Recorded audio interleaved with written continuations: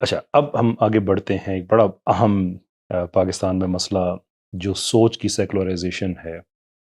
ہمارے دیسی سیکولرز کا ایک پورا جتھا ہے، انٹرسٹنگلی ان کے اندر سوشلسٹ بھی ہیں اور لبرلز بھی ہیں کہ جن کی آپس میں نہیں بنتی ہے، لیکن جیسے یہ دوسری جنگ عظیم میں اکٹھے ہو گئے تھے، اب یہ پاکستان میں آلموسٹ کہ اسلام کے خلاف یہ اکٹھے ہوئے ہیں۔ میڈیا میں ان کو جگہ ملتی ہے، ان کو یونیورسٹیز میں جگہ ملتی ہے، ان کو جو سوچ ساز ادارے پاکستان کے ہیں، وہ اکیڈیمیا ہو یا میڈیا ہو، وہاں پہ وہ بیٹھے ہیں۔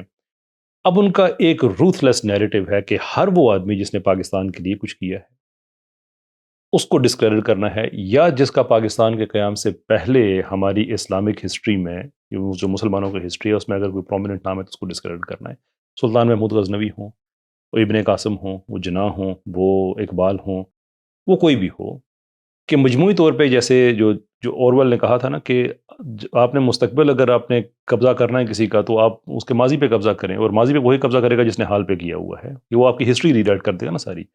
تو یہ ایک روتھ لیس طریقے سے ہسٹری ری رائٹ کرنے کی کمپین پاکستان میں چل رہی ہے، جس میں ہمارے کبھی کبھی سیاستدان بھی شامل ہو جاتے ہیں۔ ریسنٹلی جیسے خواجہ آصف صاحب ہیں مثال کے طور پہ، انہوں نے بھی اپنا ایک کمپلیٹلی انفاؤنڈیڈ ویو ایک دے دیا اس میں۔ یہ کیسے ہو سکتا ہے؟ ایون جو چیز میں جو میں سمجھنا چاہتا ہوں کہ جس ملک میں آپ کے سیاسی لیڈر کا نام لے سکتے ہیں اور کس کا نہیں لے سکتے یہ بھی آپ کو بتایا جاتا ہے، وہاں پہ یہ لوگ جو آپ کی ہسٹری کو ری رائٹ کرنا چاہتے ہیں وہ میڈیا پہ پہنچ جاتے ہیں۔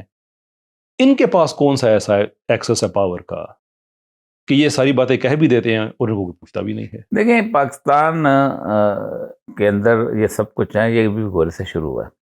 آپ نے جو خواجہ آصف والی بات کی، محمود غزنوی کے بارے میں سب سے پہلے اس کو لٹیرا جو تھا وہ برطانوی پارلیمنٹ میں 1843 میں کہا گیا تھا، اور اس کی بنیادی وجہ یہ تھی کہ گورے کی کابل شہر میں شکست ہو گئی تھی۔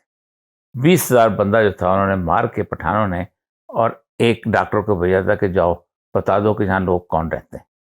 اب ذلت سے رسوائی سے نکلی تھی وہ حکومت جس کی سورج غروب نہیں ہوتا تھا جس کا۔ صحیح۔ تو اس وقت انہوں نے باقاعدہ، میں اس پہ پوری ویڈیو کی ہے محمود غزنوی کے اوپر، انہوں نے کہا تھا کہ جو ہندو آرمی لکھا ہے، ہندو بنگال آرمی تو ہندوؤں کو ایک تصور دینا تھا کہ یہ لٹیرا تھا، اور محمد غزنوی جو تھا اس کو جو ہے ہم نے اپنا ثابت کرنا تھا سارام ریسلی کے۔ اور پھر اس نے لیٹر لکھا تھا کہ سومناتھ کا دروازہ اٹھا کے لے گیا تھا، جو غزنی میں لے گیا واپس لے آؤ۔ وہ لگایا گیا تھا ادھر، وہ دیکھا تو غزنی وہ تو اب اس کا بنا ہوا تھا، اپنا دیودار کا بنا، یہ کہہ رہا تھا آبنوس کی لکڑی ہے۔ تو وہ پھر جہاں اس کے اوپر قرآن آیات تھیں وہ پھر ان کو بند کر کے آ گئے کہ اس میں رکھ دیں۔ ایک خاتون رمیلہ تھاپر، اس بڑی مشہور، اس نے اس کے اوپر بڑی اسٹڈی کی۔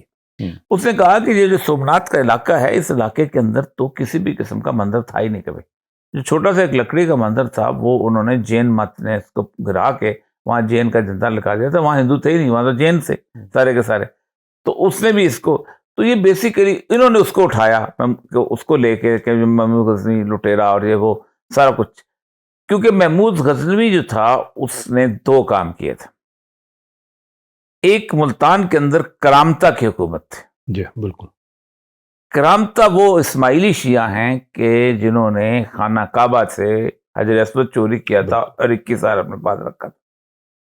کرامتا وہ ہیں کہ جنہوں نے ایسیسین جو تھا حسن بن صبا کا الموت کا قلعہ بنایا تھا، جہاں سے پہلی دفعہ جو ہے وہ اس کا رواج پڑا تھا، اس کا خودکش بمباری۔ اس نے ایک جنت بنائی ہوتی تھی، خودکش حملہ افغان ساتھ، اس میں بندے کو نشہ وشہ پلاتے تھے، وہاں لے کے جاتے تھے، وہاں خواتین اس کو دیکھ رہی ہیں، کر رہی ہیں، لک آفٹر ہو رہا ہے، پھر وہ واپس لے آتے، اچھا اب تم نے جنت دیکھ لی، اب تم فلاں کو جا کے قتل کرو۔ تو انہوں نے کئی عباسی خلافہ کو قتل کیا، بہت سارے خوف زدہ تھے۔ تو محمود غزنوی اگر کرامتا پہ حملہ نہ کرتا، ملتان کی حکومت چلا کے کمزور نہ کرتا، تو پھر سارے الموت والی صورتحال بھی نہ بنتی، تو پھر آپ کا حجر اسود بھی واپس نہیں آنا تھا، وہ جا کے لے کے آیا تھا۔ تو اس سے ایک کرامتا کی ان کی خاص ایک دشمنی وہ بھی ہے۔ اسی لیے آپ دیکھیں کہ کرامتا کے ساتھ، حالانکہ وہ مسلمان کہلاتے تھے، محمود غزنوی کے اندر جے پال اور اریندر پال جو جا کے لڑے۔ بالکل اسی طرح اورنگزیب کو گالی دی جاتی ہے۔ اورنگزیب کی مسئلہ یہ تھا کہ وہاں پر 2 حکومتیں تھیں نیچے، گولکنڈہ اور بیجاپور، وہ دکن میں مرہٹوں کے ساتھ مل کے وہ لڑی ہیں، ان کے ساتھ اپنا عادل شاہ وغیرہ کی حکومت سے، اورنگزیب عالمگیر کے ساتھ۔ تو صلاح الدین ایوبی کو بدنام کیا جاتا ہے اسی وجہ سے، کیونکہ وہاں اس نے فاطمیوں کی حکومت ختم کی تھی. تو ایک طبقہ ایسا ہے، اب اسماعیلیوں کی حکومت، اب اسماعیلی وہ ہیں کہ جن کو شیعہ بھی شیعہ نہیں سمجھتے، مسلمان نہیں ان سمجھتے. کو تو سنی شیعہ سب پہ ظلم کرتے تھے، اس میں کوئی شک نہیں ہے. نہیں، شیعہ بھی ان کو کہتے ہیں یہ کفر ہے، جی. یہ نہیں، کیونکہ انہوں نے حضرت امام جعفر صادق کے بڑے بیٹے اسماعیل جو تھے ان کو مانا تھا کہ یہ، اور وہ ان کے مقابلے میں موسیٰ کاظم وغیرہ سب کو کذاب کہتے ہیں، نعوذ باللہ. اللہ اکبر. ٹھیک، تو یہ وہ لوگ تھے. بہرحال اینی ہو، میں کہتا ہوں وہاں سے سیکولرزم کیا پہلے کمیونزم بلٹ اپ ہوا.